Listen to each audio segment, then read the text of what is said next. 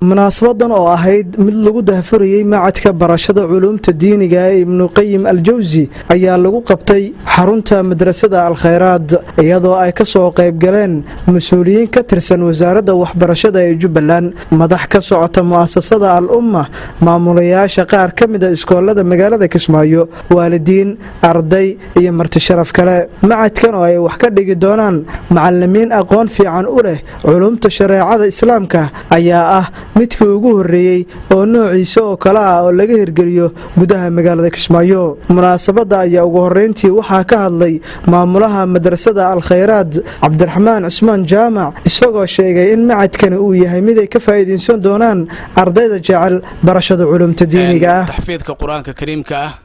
ay maaragtay lagu bartaa madrasada waxay ka kooban tahay ilaa iyo 13 fasal waqti xaadirkan hadda aan joogno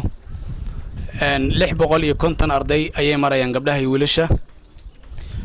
annagoo marka fursadii hore noo soo maray ka faa'iideysanayna waxyihii oo maaragtay waxyaalihii ay nagu reebeen oo ahaa dafcooyinkii hore u soo baxay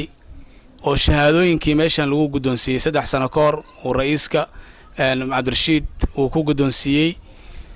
inaan maanta waxba gacanta lagu haynin dadka quraanka la baray kadib ayaan fakarnay annagoo mar walba culimadii iyo waalidiintii aan la tashanayno waxaa laga maarmi waayay in ardaydii quraanka lagu celiyo sababtoo ah waxaa dareemi kartaan kulli Soomaali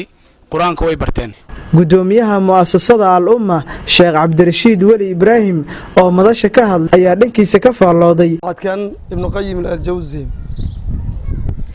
macadkan sidii looga dhawaajiyay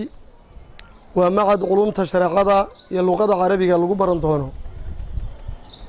macadkan inagu awalka hore macaahida meena aqoonin laakiin gobolada Soomaaliya oo Puntland iyo Somaliland ay u badan yihiin raabida ayaa ka jirta macaahidu ay leeyihiin oo macnaha shahaadadana muqtaraf tahay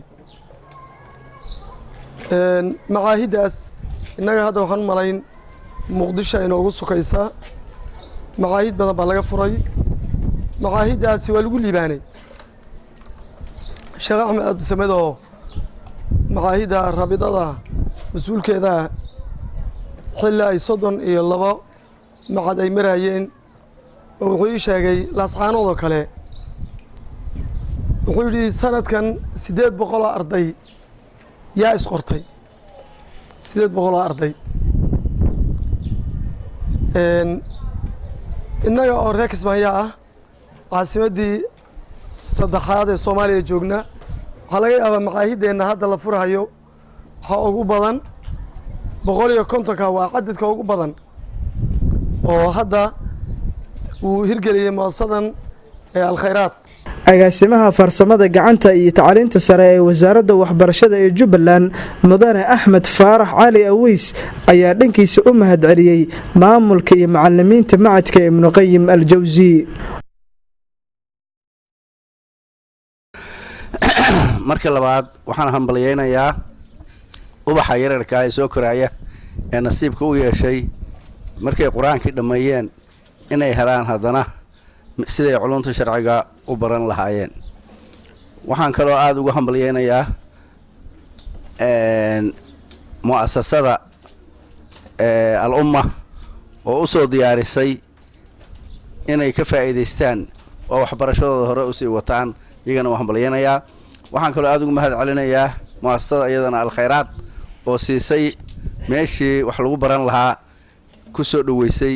iyadana waan u hambalyeynayaa ugu dambeyntii munaasabada ayaa waxaa soo xiray agaasimaha guud ee wasaaradda waxbarashada iyo tacliinta sare ee Jubbaland Axmed Cismaan Dayax isagoo ka sheekeeyay ahmiyadda ay leedahay waxbarashada iyo sidee lagama maarmaan u tahay in caruurta wax la baro si ay berrito u anfacaan dalkooda iyo dadkooda maanta aad ayaan u faraxsanahay in aan ka soo qayb galo furitaanka macadka ibnu qayyim al-jawzi arrin aad ii farx gelisa waay in ilmaha la wax baro waa shay aad muhiim u ah ilmaha waan u helin karnaa maanta waxaan kaliya u helin karnaa inaan wax barno al-khayraad macadka ibnu qayyim al-jawzi waa mid aad ii soo jiitay wax walba aan dhihi lahaana waxaa sheegay sheekh yuusuf sheekh maxamed iyo sheekhi kale hadle sheekh cabdirashiid ilmaheenna haddaan wax baranno waxyaabo badan oo maanta naasnama qaban lahayn dagaalka abaartan jirto qaxarkan namaysan qaban lahayn rabbi hadduu idmana macadkan ibnu qayim aljawzi wuxuu noqon doonaa ku guulaysto cabdicasiis xaaji maxamuud garyaqaan Carlson TV magaalada Kismaayo.